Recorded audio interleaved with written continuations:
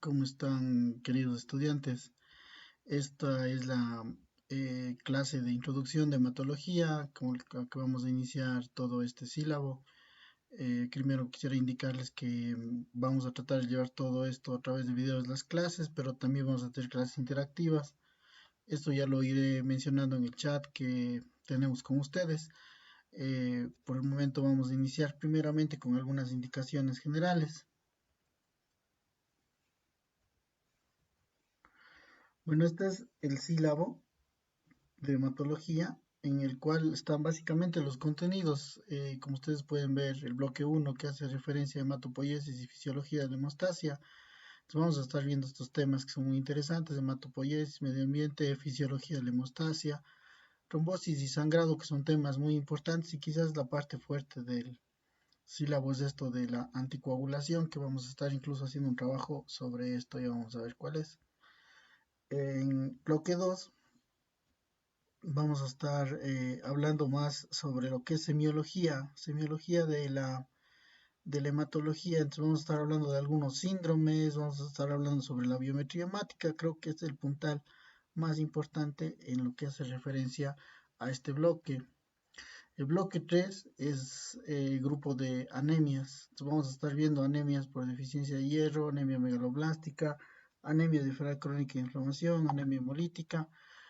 Sin embargo, hay que aclarar que este bloque es quizás el más intenso de todo el ciclo, porque este bloque es el que ustedes deben conocer estrictamente bien. Entonces, vamos a tratar de abordarlo de una forma bastante completa para que ustedes puedan hacer un buen diagnóstico, un buen estudio diagnóstico, incluso dar tratamiento a los pacientes, ¿no? En algunos casos, obviamente, necesitarán derivación a especialidad, pero generalmente es el bloque que el médico general debe conocerlo de forma adecuada.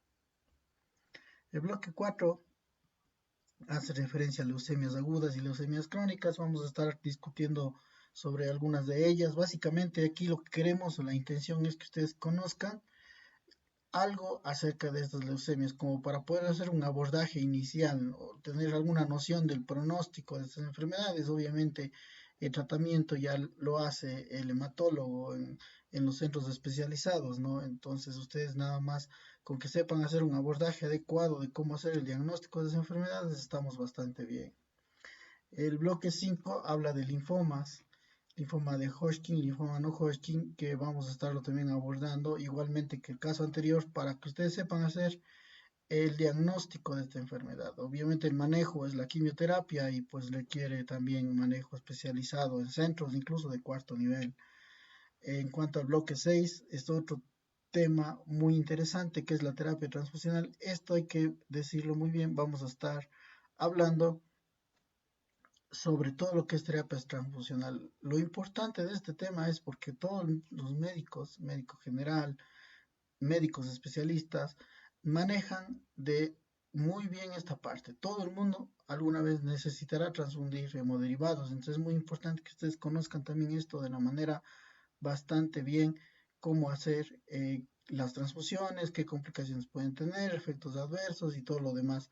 Entonces, este tema también lo vamos a estar abordando de una manera bastante intensa en relación al sílabo. Entonces, son el bloque 3 y el bloque 6 los que nos vamos a prestarles mayor atención en relación al resto de temas. Muy bien, entonces, en relación a las tareas, ¿no? Las tareas están destinadas para ser realizadas todas a través de la plataforma. Ya están todas planificadas. Ustedes van, aquí tenemos otra vez esta parte del sílabo, en donde están todas las actividades que se van a realizar, ¿no? En relación al aprendizaje colaborativo, estas son las tareas que se van a hacer. Fíjense, ya tenemos la tarea esta de manejo de anticoagulantes, que está calificada sobre 5 puntos, que corresponde al bloque número 1. Y aquí ya nos menciona las fechas, la fecha desde cuál ustedes ya se les va a asignar el trabajo y la fecha de entrega. Esta tarea ya les comento, ya está en el EBA para que ustedes lo puedan revisar y puedan hacer ya el trabajo correspondiente. En cuanto a bloque 2, vamos a estar viendo semiología de la hematología, vamos a hacer mapas conceptuales y cuadros sinópticos. Igualmente está valorado en 5 puntos y la fecha de entrega es hasta el 17, perdón, de abril. quiero mencionar que debido a todos los problemas que estamos teniendo, pues estas fechas son tentativas, ¿no? Y se pueden ir modificando de acuerdo como avance el sílabo. Ahora, en cuanto al bloque 3 tenemos algoritmos de abordaje de las anemias, el bloque 4 y bloque 5 son los dos bloques, vamos a ver algoritmo diagnóstico de leucemias y de los linfomas, de los dos vamos a hacer algoritmo, ya van a ver que no es nada para nada complicado, pero sí tenemos que hacer como un diagnóstico diferencial entre estos dos, que suelen ser a veces enfermedades que se superponen unas con otras, en relación al trabajo diagnóstico me refiero. Ahora, en relación a al bloque 6 lo que vamos a hacer es las indicaciones y contraindicaciones de los hemoderivados. Vamos a hacer igual cuadros sinópticos, mapas conceptuales sobre todos estos temas en relación al sílabo. En cuanto a prácticas, vamos a tener casos clínicos. En este caso del bloque 2 vamos a hacer básicamente el bloque 2 se refiere a esto, casos clínicos. ¿No? La única manera de aprender semiología de la hemostasia. En relación al bloque 3 vamos a estar resolviendo casos clínicos de anemia y el bloque 5 casos clínicos de linfoma. Claro, vamos a hacer también algo de leucemias, ¿no? Como diagnóstico diferencial para que ustedes puedan hacer la diferencia entre los dos. Y en relación al trabajo autónomo, bueno, este trabajo autónomo, miren, la fecha de asignación es el 23 de marzo, ¿no? Hasta más o menos el 26 de junio, dependiendo de las fechas, digo, son variables pero va a ser básicamente trabajos, seminarios que quiero que se desarrollen sobre estas enfermedades de hemofilia, enfermedad de von Willebrand, trombofilias primarias, trombosis venosa profunda y tromboembolia pulmonar, que la estaremos tratando de desarrollar al final del ciclo y que se van a hacer, digamos, divididos en grupos. Va a haber grupos dependiendo de la lista. Bueno, ya cuando esté todo conformado y todo estemos al día, entonces vamos a ver cómo dividimos los grupos para que se dividan y puedan presentar estos seminarios que son sus trabajos autónomos. Obviamente el informe final también será calificado para poder agregar esto del trabajo autónomo. Muy bien. Ok, esto con respecto al sílabo. Cualquier otra duda que tengan ustedes o comentarios que quieran hacer, pueden dejarlo a través de la plataforma o por el chat, pues con sus dirigentes sus dirigentes estudiantiles para poder coordinar de mejor manera todo este problema. Ahora, vamos a empezar con lo que es hematopoiesis. Vamos a ver la primera clase del tema y vamos a empezar de la siguiente manera. Bueno, hematopoiesis es un proceso para formar células sanguíneas. Eso está bastante claro y es un proceso que se lleva básicamente en la médula ósea, si en algunos de los huesos que tenemos en el adulto, por ejemplo en el esternón, costillas, vértebras y crestas ilíacas, es normalmente ahí donde se produce el hematopoiesis, donde tenemos el tejido graso, pardo o rojo que se llama, que es la médula ósea como tal. Pero si nos vamos a la vida intrauterina, en realidad el proceso del hematopoiesis empieza tan temprano como a los 17 días en el saco vitelino. Es ahí donde se empiezan a formar los primeros progenitores hematopoyéticos y después, conforme avanza los días, se produce la primera colonización hepática, lo que hace que en el hígado empiece a formarse las células sanguíneas, ¿no? Estamos hablando que en esta etapa lo que más se van a producir son glóbulos rojos que están destinados a llevar el oxígeno hacia los tejidos, ¿no? Permanece en el hígado, después posteriormente avanza hasta colonizar el vaso y estos órganos son los que se encargan de estar produciendo durante toda la gestación las células sanguíneas. Fíjense que después del nacimiento, finalmente se produce como a las 10 semanas de vida, se produce la colonización de la médula ósea y la formación de las células sanguíneas desde la médula ósea a partir de ese momento. Entonces, miren el proceso cómo inicia desde ese momento en digamos, en el embrión y en el feto. Bien, ahora, entonces, ¿qué es finalmente este proceso? ¿No? Es un proceso que inicia con esta célula que es el stem cell o célula troncal hematopoyética. Esta célula troncal hematopoyética es interesante porque se puede autorrenovar, es decir, esta misma célula va a generar otras stem cells que van a tener capacidad de diferenciación, es decir, esta célula va a progresar para formar ya las células progenitoras comprometidas al linaje, ¿no? Célula progenitora hematopoyética que está comprometida con un linaje. ¿Qué significa de linaje? Existen dos linajes muy grandes que tenemos que aprender, que es el célula comprometida al linaje mieloide y célula comprometida al linaje linfoide. Entonces tenemos dos linajes, siempre cuando hablamos de sangre, hablamos de dos linajes, ¿no? Linaje linfoide y linaje mieloide. ¿Qué es esto del linaje linfoide? El linaje linfoide hace referencia básicamente a los linfocitos. Exactamente son los linfocitos. Todo lo que tenga que ver con linfocitos es linaje linfoide. En cambio, el linaje mieloide hace referencia a todas las otras células que no sean linfocitos, por ejemplo, glóbulos rojos, las mismas plaquetas, los neutrófilos, los eosinófilos, los basófilos y los monocitos, todos ellos son de linaje mieloide, ¿no? Entonces, fíjense, todas estas células serían los dos grandes grupos de células que van a diferenciarse y a comprometerse a un linaje. Entonces, aproximadamente tenemos que en la médula ósea se van a producir 300 billones de células por día. Imagínense la cantidad impresionante de células que se van a generar de este proceso, que es un proceso que está ordenado por una cascada de diferenciación jerárquica. ¿Por qué cascada? Siempre va de una célula con mayor potencial de diferenciación a otras de menor potencial de diferenciación. Si llegamos finalmente a la última célula, por ejemplo, es un neutrófilo, este neutrófilo obviamente ya no puede regresarse hacia atrás. Entonces es una cascada porque va en una sola dirección y este neutrófilo es la línea final de maduración de la línea de los granulocitos y macrófagos, ¿no? Que se van produciendo a este nivel, a esta célula progenitora. Igual esta célula progenitora de granulocitos y macrófagos no puede comprometerse a célula de linaje mieloide, ¿no? No puede regresar, siempre es en una sola dirección. Ahora, casos interesantes. ¿Cuántas stem cell tenemos nosotros en la médula ósea? Aproximadamente encontramos que existe una stem cell por cada 10 a las 6 células, es decir, por cada millón de células encontramos una stem cell. Para que tengan en cuenta lo complejo que significa esto de la stem cell, últimamente se habla mucho sobre la terapia con células madre, incluso hay centros que hacen terapia con células madre. Mi pregunta es, ¿de dónde las obtienen? Porque nosotros sabemos que solo existe una por cada millón de células de stem cell, ¿no? Entonces es muy difícil sacar solo de una muestra de sangre, de ahí no se obtiene, obviamente, están todas en médula ósea. Entonces se presta mucho para el chantaje, para el engaño también, entonces nosotros ya sabemos que son una por 10 a las 6 células que se encuentran en médula ósea. Ahora, aparte de las stem cell, pues estas stem cell para poder progresar a sus líneas de diferenciación en el siguiente grupo, se requiere de estos factores de crecimiento, ¿no? ¿Qué es lo que van a hacer estos factores de crecimiento? Son sustancias que van a regular tanto la proliferación, o sea, la reproducción de las células, la diferenciación, es decir, la maduración final de las células, a qué línea van a comprometerse, y la maduración final, ¿no?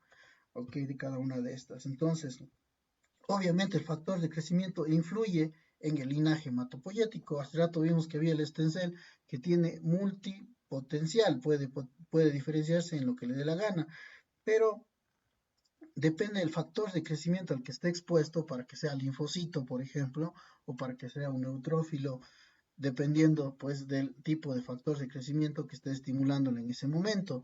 Obviamente esto tiene que ver entonces con la función de la célula o modifica la función de la célula y también su supervivencia, ¿no? Ahora, fíjense que estos procesos son procesos muy importantes que están en la parte más íntima de las células. Hablamos que los factores de crecimiento entonces van a intervenir en lo que es la genética de la stem cell. La stem cell es multipotente, puede formar muchos tipos de células, pero el factor de crecimiento hace que específicamente esa stem cell se convierta en un neutrófilo. ¿Cómo lo hace? Por ejemplo, modificando su patrón genético y haciendo que termine produciéndose este tipo de célula. Entonces, existen varios tipos de factores de crecimiento, unos que son multilinaje y unos que son de linaje restringido. ¿Qué quiere decir esto? Multilinaje son aquellos que van a dar o van a ocupar una gran cantidad de células, ¿no? Que van a estimular a muchas células. En cambio, el linaje restringido van solamente a un grupo de células en particular, por ejemplo, linfocitos. Solo produce linfocitos, ¿no? En cambio, cuando hablamos de un factor de crecimiento granulocítico, por ejemplo, solo los granulocitos, que son neutrófilos, eosinófilos, basófilos y monocitos, generalmente los que van a estimular. ¿De dónde salen estos factores de crecimiento? Bueno, los factores de crecimiento vale la pena decirlo, mire, se producen algunos en el hígado, en el riñón, sobre todo la eritropoyetina en el hígado, no sé si digo en el riñón, perdón, la eritropoyetina, no sé si es que han escuchado de la eritropoyetina, es una hormona que va a producir la formación de glóbulos rojos y que se produce en el riñón, y la trombopoyetina es una hormona que se va a producir en el hígado básicamente. Ahora, células endoteliales y fibroblastos van a producir muchos de estos factores de crecimiento. Fíjense, algunos a lo mejor ustedes ya lo han escuchado, interleuquina 6. Esto, la interleuquina es una de las más activas, sobre todo en procesos inflamatorios, que tiene que ver también como factor de crecimiento. El factor estimulante de colonias de granulocito macrófago, factor estimulante de colonias de granulocitos y factor estimulante de colonias de macrófagos. No miren cómo son este tipo de hormonas. Este sería, por ejemplo, esto de granulocitos macrófagos sería multilinaje, no todos serían multilinaje, ¿no? Los monocitos que van a producir interleuquina 1, interleuquina 6, factor de crecimiento de granulocitos, factor de crecimiento estimulante de colonias de macrófagos, y bueno, los linfocitos, ¿no? Todas las interleuquinas, 2, 3, 4, 5, 6, y el factor de crecimiento de colonias de macrófagos y granulocitos. Todo esto está producido por este grupo de células. Y bueno, ¿cómo es que intervienen todos estos factores de crecimiento? Creo que este mapa lo explica de una manera muy interesante y muy elocuente cómo funciona. Quiero que se fijen muy bien. Aquí tenemos la stem cell con su capacidad de autorrenovación y de diferenciación. Ya tenemos una célula que está comprometida a ser hematopoyética. Esta célula que está comprometida a ser sangre es estimulada por la interleuquina 7. La interleuquina 7 hace que esta célula se comprometa para ser progenitora linfoide, de linaje linfoide. En cambio, la trombopoyetina y el factor estimulante de colonias hace que se comprometa a ser célula mieloide, fíjense. Y de aquí hay varios factores de crecimiento que van a estimular diferentes grupos de células. Ok, un lío. No es necesario aprendernos todos, realmente nosotros necesitamos saber lo básico, pero sí hay algunos nombres que debemos mencionar. Por ejemplo, el factor, vamos primero con la interleuquina 7, que es la interleuquina que compromete al linaje linfoide, que es la que debemos saber. El factor estimulante de colonias de granulocitos, fíjense, este factor estimulante de colonias de granulocitos que actúa a este nivel, sí, es la que va a promover la formación de neutrófilos. ¿Por qué es importante este factor estimulante de colonias de granulocitos? Porque lo usamos como fármaco, es un fármaco, lo hemos logrado sintetizar y ahora lo usamos en medicina para tratar la neutropenia. Ok, ¿en qué escenario se trata la neutropenia? No siempre es necesario tratar la neutropenia, ¿no? La neutropenia generalmente se ve en pacientes con quimioterapia para el cáncer. Estamos dando un medicamento para destruir células tumorales, pero ustedes sabrán que no solamente se destruyen las células tumorales, sino afecta también al tejido sano, específicamente a las que están en alta proliferación.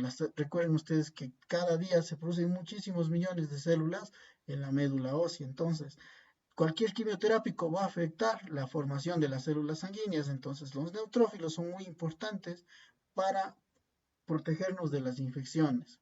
Un paciente con cáncer y encima neutropénico puede hacer infecciones severas y eso generalmente termina matando a los pacientes. Entonces nosotros tenemos una herramienta que nos sirve para cortar el tiempo que estos pacientes tienen neutropenia. Ojo, no estoy diciendo para evitar la neutropenia, sino para cortar el tiempo que tienen neutropenia. Es decir, llegan a ser neutropenia, solamente la cortamos utilizando el factor estimulante de colonias de granulocitos. Entonces, por eso es muy importante ¿no? Y tal vez mencionar la interleuquina 5, que seguramente lo van a estudiar a propósito de los eosinófilos en respuestas alérgicas, ¿no? Que es muy importante, respuestas alérgicas, es otro factor que es muy interesante. Otro factor de crecimiento es la eritropoyetina. La eritropoyetina es muy interesante, ya habíamos dicho, esta se produce en el riñón y nos ayuda para la formación de glóbulos rojos. Y finalmente la trombopoyetina, creo que esta también es muy importante, que en cambio esta nos va a ayudar para la proliferación y diferenciación de las plaquetas. Entonces son los más importantes, los que debemos conocer. Estas nada más los que tengan en cuenta, por favor, en relación a este tema. Muy bien. Ahora, ¿qué es este mapa que estamos viendo acá? Se complicó mucho más. Estos son los factores de transcripción. Recuerden lo que les dije, un factor de crecimiento modifica la parte más íntima de la célula, es decir, su genética, el ADN, ¿no? Entonces aquí donde estos factores de transcripción, que son varios, van a intervenir también para la diferenciación de la célula hematopoyética. Entonces hay varios, la verdad es que no quiero detenerme en este punto, es algo más complejo y muy engorroso de poder estudiar. Sin embargo, hay algunos que son muy importantes y que tienen que ver con el desarrollo de las leucemias, como el CEF-alfa, como por ejemplo el GATA2, que son muy interesantes cuando estudiamos leucemias mieloides, por ejemplo, que tiene que ver con todo esto, ¿sí? Con el desarrollo de esto. Igual PAX5, por ejemplo, para las leucemias linfoides, tienen mucho que ver. Entonces, por eso se estudian en hematología, sí se estudian en profundidad en relación con las leucemias, por ejemplo. Los vamos a mencionar, que sepan ustedes en dónde interviene. Ahora, caracterización fenotípica. ¿Qué es esto de fenotipo? Estudiar la médula ósea es difícil, no es sencillo. Si una persona antiguamente quería estudiar la médula ósea, es poco lo que se puede hacer con el microscopio. Claro, nosotros tomamos la muestra, hacemos un extendido, una laminilla, colocamos bajo el microscopio, pero en realidad eso no nos ayuda mucho al momento de diferenciar. Apenas podemos diferenciar una pequeña parte de lo que es. Hay muchas células que se parecen una de otra. Entonces eso hace más difícil estudiarle completamente a la célula.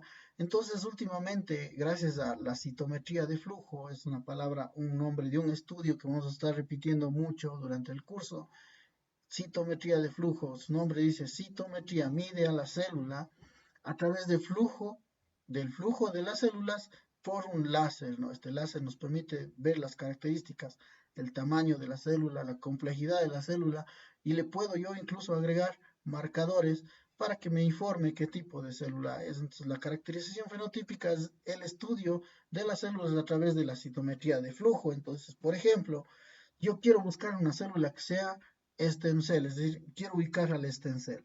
Para yo buscar el stem cell, entonces utilizo este marcador CD34. CD34, que es una glucoproteína en la superficie de la célula, si es una molécula de adhesión, como pueden ver aquí, pero miren, se expresa en menos del 5% de las células sanguíneas. Sin embargo, está en el 99% de las stem cell. Es decir, si una célula marca CD34 positivas, pues esa célula CD34 es un stem cell probablemente, ¿no es cierto? Y eso le puedo aumentar la capacidad de diferenciación si le mido CD90, ¿no? Porque ese CD90, miren, se indica mayor capacidad multilinaje. Si tiene CD90, quiere decir que este CD34 encima tiene capacidad multilinaje y me permite diferenciar claramente este es un stem cell.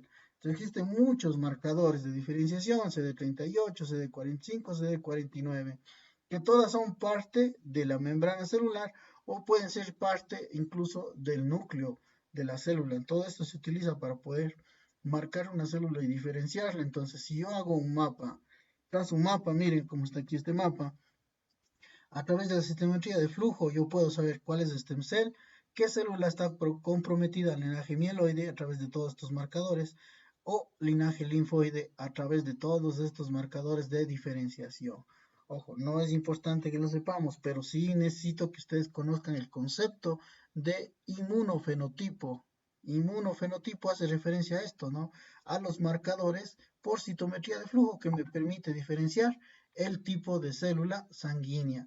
Miren, todo lo que estamos viendo aquí en este lado son células que yo las diferencio en microscopio, pero todo lo que está aquí no se puede diferenciar. Miren, por eso es que tienen el mismo color, la misma forma, porque no se pueden diferenciar por microscopía óptica. Entonces, esto me sirve muy bien para si yo quiero diferenciar el tipo de célula, el que estamos mirando.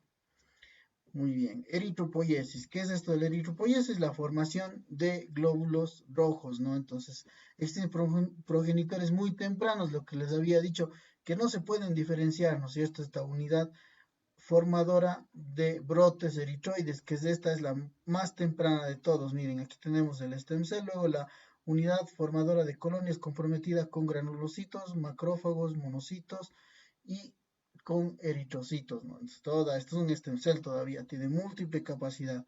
Finalmente, las que ya son unidad formadora de colonia de brotes son células que ya están comprometidas a ser glóbulos rojos, ¿no?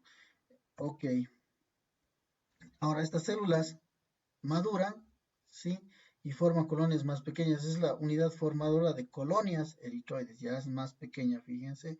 Y finalmente tengo ya las células que ya puedo diferenciar por microscopía, que van en estas de aquí, que generalmente estas células sí son cada vez más pequeñas. Hasta llegar el eritrocito que es más pequeño. Entonces, esta imagen me sirve para mostrar esto de aquí. Entonces, miren, todas las anteriores no se ven por microscopía. ¿Cuáles puedo ver yo al microscopio? Estos, los proeritroblastos, que son estas células grandes de aquí, un núcleo casi que ocupa todo el citoplasma, así como un citoplasma basófilo muy intenso, que pueden ver aquí es un eritroblasto, un proeritroblasto. Luego tenemos esta célula, fíjense si lo comparamos, fíjense, comparen el tamaño del glóbulo rojo que mide 9 micras con el tamaño del proeritroblasto, es una célula mucho más grande, ¿no? Pero si comparo este glóbulo rojo que mide 9 micras con esta célula, pues se nota que esta es más pequeña, ¿no? Que la anterior. Entonces es un proeritroblasto basófilo, es más pequeño. Luego fíjense aquí el cambio en el núcleo, sobre todo, como que existe en el núcleo unas pequeñas agrietaciones que se pueden ver como una especie de rueda de carreta. Es un eritroblasto policromatófilo y es más pequeño incluso que este de aquí, el núcleo más central, ¿no? Ahora fíjense acá, este de aquí, este es un eritroblasto ortocromático, ortocromático, que está con su núcleo desplazado hacia un lado, ¿sí? Y el citoplasma, ¿cómo cambió completamente? ¿Por qué?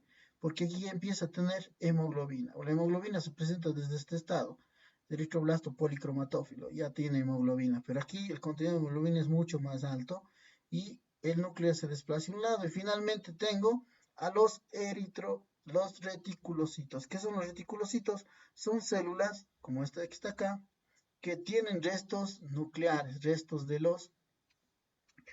núcleo del ADN de la célula. Entonces ven todavía glóbulos rojos grandes con citoplasma basófilo. A veces se pueden ver las inclusiones nucleares o los restos nucleares, restos del ARN a nivel de la célula, y esos son glóbulos rojos inmaduros. Después de eso tenemos el glóbulo rojo maduro. Granulocitopoiesis, es formación de granulocitos, de cuales hablamos, neutrófilos, eosinófilos y basófilos, que son células en general de vida corta y que todos tienen que ver con respuesta antimicrobiana e inflamatoria. Aproximadamente pasan médula ósea 3 a 6 horas, ¿sí? Y se diferencian en progenitores de médula ósea entre 7 a 10 días. Entonces, en relación a la granulocitopoiesis, tenemos todo este grupo de células, fíjense, comparten la misma característica. Si la vemos al proeritroblasto, ya esta sí es un juego complejo, diferenciar, claro que tienen algunas características que las hacen diferentes, pero quiero que noten que esta célula se va haciendo cada vez más pequeña conforme madura, ¿no? Tenemos el mieloblasto, el promielocito, el metamielocito, la banda y el neutrófilo segmentado maduro, ¿no? Todas estas células son parte de la granulopoiesis, ¿no? Interesante que tienen aquí gránulos en su membrana, por eso reciben, en su citoplasma, perdón, por eso reciben el nombre de granulocitos, ¿sí? Y conforme van evolucionando, miren cómo cambia el color del citoplasma, se hace un poquito más de eosinófilo y tiene gran cantidad de granulaciones de diferentes colores, ¿no? Aquí generalmente es un solo color, azurófilos, que permanecen y se van haciendo cada vez más pequeños hasta llegar al neutrófilo segmentado. Entonces ahí tenemos la maduración de estos granulocitos. Bueno, aquí están los marcadores que habíamos hablado. Recuerden, CD34 positivo nos está hablando de una célula más inmadura, ¿no? Una célula progenitora. Bueno, los monocitos. Monocitos también son otro tipo de células. Fíjense que este grupo, aunque son granulares, no forman parte de lo que es los granulocitos. Tienen su grupo aparte por algunas características interesantes en relación a su maduración y diferenciación. Entonces la supervivencia de los monocitos es corta, 8 a 72 horas, porque enseguida se van a los tejidos y ahí van a formar los famosos macrófagos. Entonces son un solo sistema. Antiguamente se llamaba sistema monocito macrófago, ahora se le conoce como mononuclear fagocítico, que es exactamente el mismo. Pueden sobrevivir hasta 2 o 3 meses en los tejidos este tipo de células. Y fíjense, aquí tenemos estos macrófagos. Este sería un promonocito que se encuentra en la médula ósea todavía inmaduro. Y este es un monocito ya maduro que está en sangre periférica. Y aquí podemos ver a este que sería el macrófago en los tejidos. Fíjense la diferencia del núcleo específicamente, cómo madura y se va riñonando y va formando prolongaciones, y su citoplasma cómo varía y cambia en relación a las otras células. Bueno, aquí estamos viendo a los, a los megacariocitos. ¿Qué es esto de los megacariocitos? Los megacariocitos son las células que van a formar plaquetas. Aquí tengo yo una célula. Estas creo que tal vez las puedan identificar, son neutrófilos, parecidos a los que vimos antes, los granulocitos, una forma en banda. Quiero que vean el glóbulo rojo, es de 9 micras, ¿no? Los granulocitos, los neutrófilos son grandes, pero esta célula es especialmente grande, tiene estas prolongaciones que se pueden ver, su citoplasma muy basófilo, es un promegacariocito. Fíjense, esta célula de acá es muchísimo, muchísimo más grande. Si comparo estos granulocitos con este que está aquí, fíjense, y veo la célula es mucho más grande, esta célula, ¿sí? Este es eh, un promega, ¿sí? Que está enorme, si pueden ver la diferencia entre los dos. Y finalmente un megacariocito maduro, un megacariocito maduro. Fíjense que también tengo la forma en banda, y este obviamente se nota que está muy, muy grande, ¿no? Es un megacariocito maduro. ¿Qué es lo que ocurrió? Estas células producen o tienen un proceso que se llama endomitosis. ¿Qué significa? Una célula normalmente, para dividirse, por ejemplo, si quiere dividirse este neutrófilo, tiene que, uno, duplicar su citoplasma, o sea, hacerse más grande. Dos, tiene que duplicar su material genético, es decir, aumentar la cantidad de su núcleo más grande. Y eso le permite posteriormente dividirse en dos células hijas iguales a la primera, ¿no? Aquí pasa un proceso similar. La célula va a entrar en división, la célula aumenta su citoplasma, aumenta su material genético, pero no se divide. Esto hace que tengamos una sola célula mucho más grande. Fíjense, aquí se puede ver ya dos núcleos, que le pasa exactamente lo mismo, es decir, se va nuevamente a duplicar su citoplasma, duplica sus núcleos, pero no se divide y termina formando este monstruo de célula que estamos viendo aquí, la más grande que se puede observar en médula ósea, que es finalmente la que en su citoplasma tiene un gran contenido. Todas son plaquetas pequeñas, ¿no? Que se fragmentan y se liberan esos fragmentos, pedacitos de megacariocito que se liberan a la sangre en forma de plaquetas, para que tengan una idea, ¿no? Promegacardioblasto, un megacardioblasto y un megacariocito, ¿sí? Para que tengan en cuenta eso. Bueno, ¿qué pasa con los linfocitos? Linfocitos pues tienen un proceso de modulación también especial, diferente a lo que tienen el resto de células mieloides, ¿no? Los linfoides. Entonces la célula progenitora comprometida al linfoide se va a dividir básicamente en este tipo de células, en células B y células T. Células B no porque sean linfocitos B del vaso, ¿no? Que siempre mencionan eso, sino porque los linfocitos, cuando se empezó a describir los linfocitos B, se encontró que maduraban en las aves, en la bursa de Fabricius, por eso de la B. Pero bueno, en el hombre no es en la bursa de Fabricius, no tenemos eso nosotros, tenemos médula ósea, ¿no? Que sería por bone marrow en este caso. Ahí se van a formar los linfocitos B, los linfocitos de NK y las células dendríticas, que también son de progenitores linfoides, ¿no? Aunque también, fíjense, tiene aporte de los, también de los mieloides. Y los linfocitos T, que son linfocitos que inicialmente están en médula ósea, pero estos salen hacia afuera a la sangre y terminan en el timo. Y en el timo completan su maduración. Es decir, los linfocitos tienen una etapa de maduración en la médula ósea y otra etapa de maduración fuera de la médula ósea. El linfocito B termina su maduración en los ganglios linfáticos y el linfocito T termina su maduración en el timo, ¿no? Y vean, aquí tenemos todos los marcadores para cada una de estas células que, bueno, por el momento lo dejamos hasta ahí. Nada más algunas indicaciones de los linfocitos. Linfocito B, tal vez lo quiero mencionar, son sus marcadores. CD19, característico linfocito B, CD20, CD22, que son los marcadores más interesantes. El linfocito T marca CD2, CD5, CD6, CD4 y CD8, que son los marcadores linfocito T. Entonces siempre les digo, de 19 para arriba, linfocito B, y de 19 para abajo, linfocito T, de manera general, no hay que correrse un poco los números. ¿Por qué les menciono esto? Porque vamos a estar viendo en las próximas clases, cuando hablemos de enfermedades, hablemos de patologías, vamos a estar mencionando mucho el CD20, el CD19, el CD2, el CD5, el CD4, el CD8, entonces, para que sepan de qué célula estamos hablando generalmente. En relación al microambiente hematopoyético, hay que mencionar que todo este proceso de maduración en la médula ósea es un proceso ordenado. Si se fijan, aquí tengo yo como una especie de estructura ósea donde tenemos la zona que está pegada al endostio, ¿sí?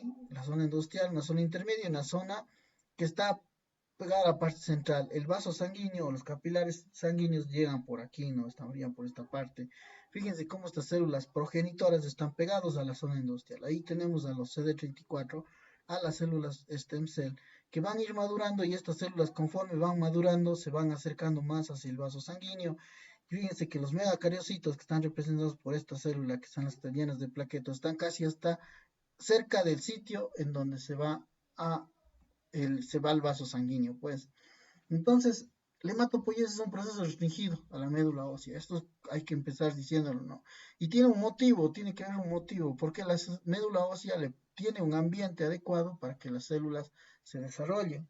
Hay células endoteliales, fibroblastos, adipocitos, macrófagos y matriz extracelular que están destinadas a una maduración adecuada de este tipo de células. Entonces es muy importante que tengamos eso en cuenta. Ahora, hay muchos marcadores que van a ayudar a la maduración del stem cell. Fíjense que tenemos un stem cell y todos los ligandos, todos los tipos de moléculas que van a tener y que van a ayudar para su maduración. Pero esto no fuera posible si no existieran también algunas otras células mesenquimales, células macrófagos, que van a estar, células nerviosas que van a estar estimulando la maduración de la médula ósea. Entonces, el microambiente hematopoyético está especialmente diseñado para su crecimiento y su maduración. Es por eso que es tan importante y es motivo de estudio especialmente en último punto de la medicina, porque hay muchas enfermedades que tienen que ver justamente con este microambiente hematopoyético. Entonces, más o menos para tener una idea de lo que estamos hablando en relación a este tema.